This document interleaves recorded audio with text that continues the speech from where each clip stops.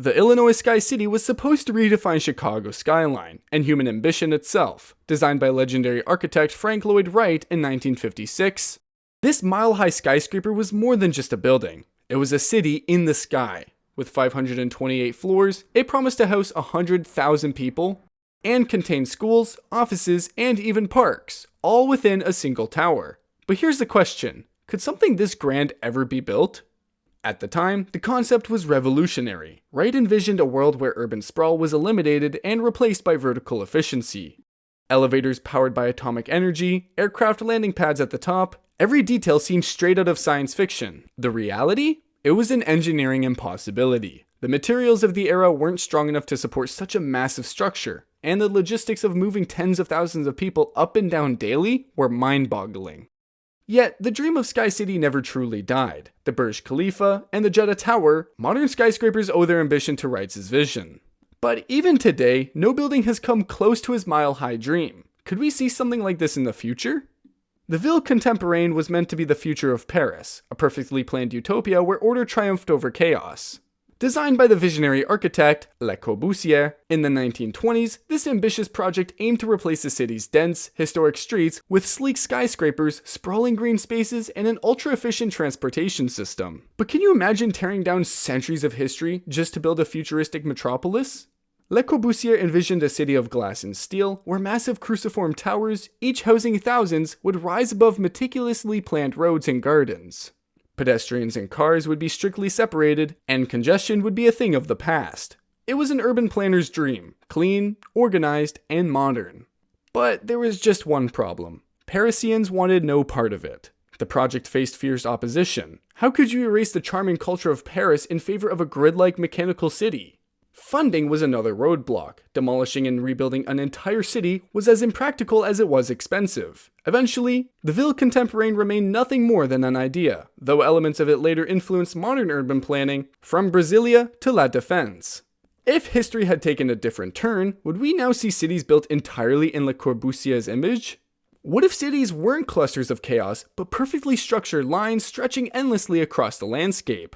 That was the radical vision behind the linear city, a concept proposed in Spain in the late 19th and early 20th centuries.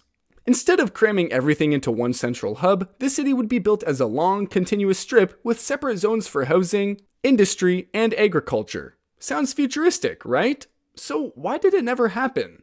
The idea came from Spanish engineer Arturo Soria y Mata, who believed urban congestion was a disease that needed a cure.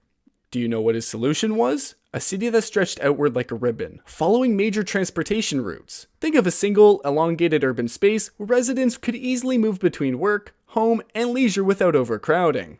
It was designed for efficiency, order, and balanced like a well-oiled machine. But here's the problem. Reality isn't all that simple. As cities grow, they don't move in neat, straight lines. Economic demands, geography, and human behavior don't follow rigid patterns. Despite some attempts to build small-scale versions of the concept, like Madrid's Ciudad Lineal, the idea never took off on a grand scale. Still, elements of the linear city exist today in modern urban planning. Think of how highways shape development, or how suburban areas sprawl outward along transit corridors. But the big question remains, was Soria y Mata ahead of his time, or was his vision doomed from the start? What if cities weren't cities at all, but sprawling landscapes where every family had its own acre of land? That was the radical vision behind Broadacre City, the brainchild of legendary architect Frank Lloyd Wright.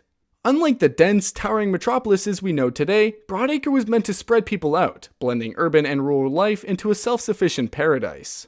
Sounds utopian, right? But here's the twist. It never happened. Wright introduced Broadacre City in the 1930s, a time when industrialization was turning cities into overcrowded, polluted nightmares, dismantled the traditional city altogether. Each family would receive 1 acre of land, with homes, farms, and workplaces all connected by highways instead of packed city streets. Personal cars and helicopters would replace public transit, ensuring total freedom of movement.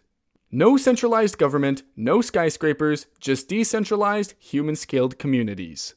But could such an idea ever work? Critics quickly pointed out the massive land requirements. A single Broadacre City would have needed space far beyond what was practical. The plan also assumed that every citizen could own a car, ignoring issues like affordability and environmental impact.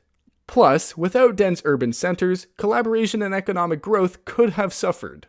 Though Broadacre never became a reality, its core ideas still linger in modern urban planning. Suburban expansion, car-centric infrastructure, and the dream of self-sufficient communities all trace back to Wright's vision. But was Broadacre City a glimpse of the future, or just an architect's impossible dream? Imagine a tower so bold, so revolutionary, that it could outshine the Eiffel Tower and become the ultimate symbol of a new era. That was the vision behind Tatlin's tower, an architectural marvel designed to stand as the heart of Soviet progress. Planned in 1919 by artist and architect Vladimir Tatlin, this spiraling 1,300-foot-tall masterpiece was meant to house the headquarters of Communist International. But despite its groundbreaking design, it was never built, leaving one of the greatest what-ifs in architectural history. Unlike any skyscraper before it, Tatlin's tower was not just about height, it was about movement. Its radical design featured 4 rotating geometric structures inside a massive steel helix. Each section designed to spin at different speeds. A cube for administrative offices would complete a full rotation once a year, a pyramid for executive meetings once a month, a cylinder for propaganda broadcasts once a day, and a crowding hemisphere for radio transmissions every hour. It was meant to symbolize the unstoppable force of revolution, a dynamic structure always in motion, just like the Soviet future. But was it even possible? The answer, unfortunately, was no.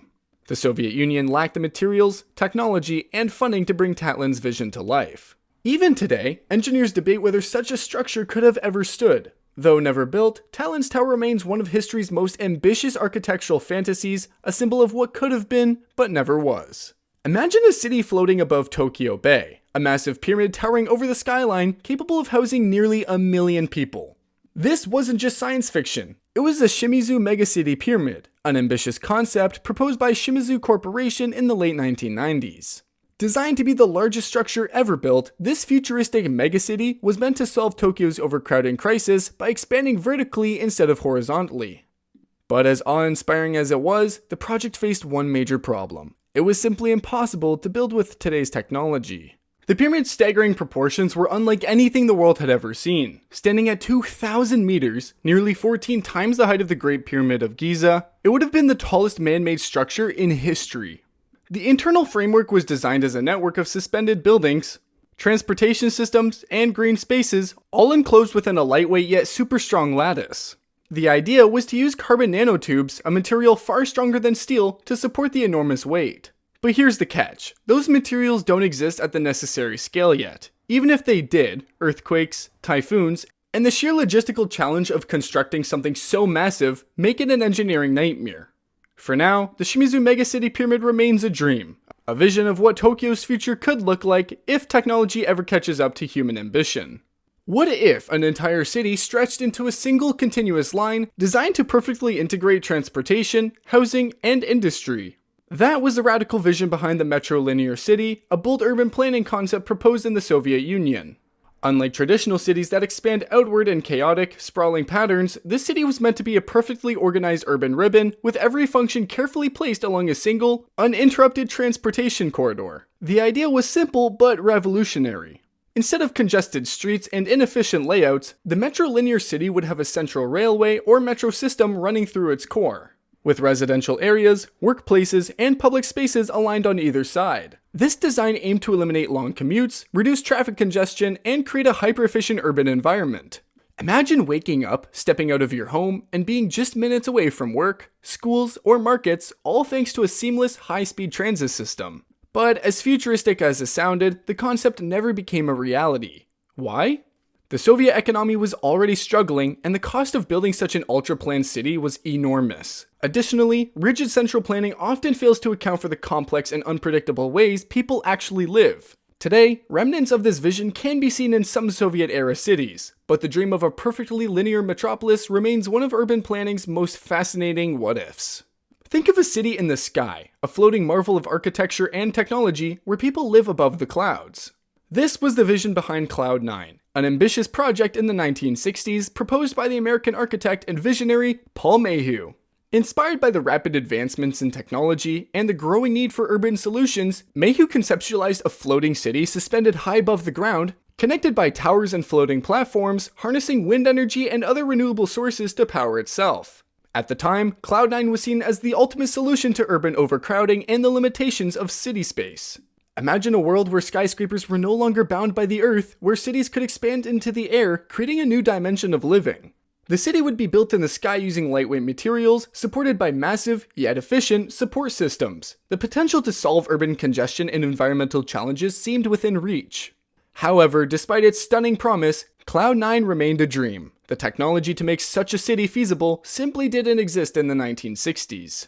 And the cost of constructing such an enormous structure were way too high. Though Cloud9 never left the drawing board, it remains one of the boldest and most visionary urban proposals in history, an idea that still captures our imagination of what the future could hold if we dared to push the boundaries of possibility. Which unbuilt urban project intrigued you the most? Share your thoughts in the comments below, and let us know if you'd like to see more stories of ambitious urban visions. Join us next time as we explore the remarkable stories of unbuilt urban projects, because every vision has a story worth telling.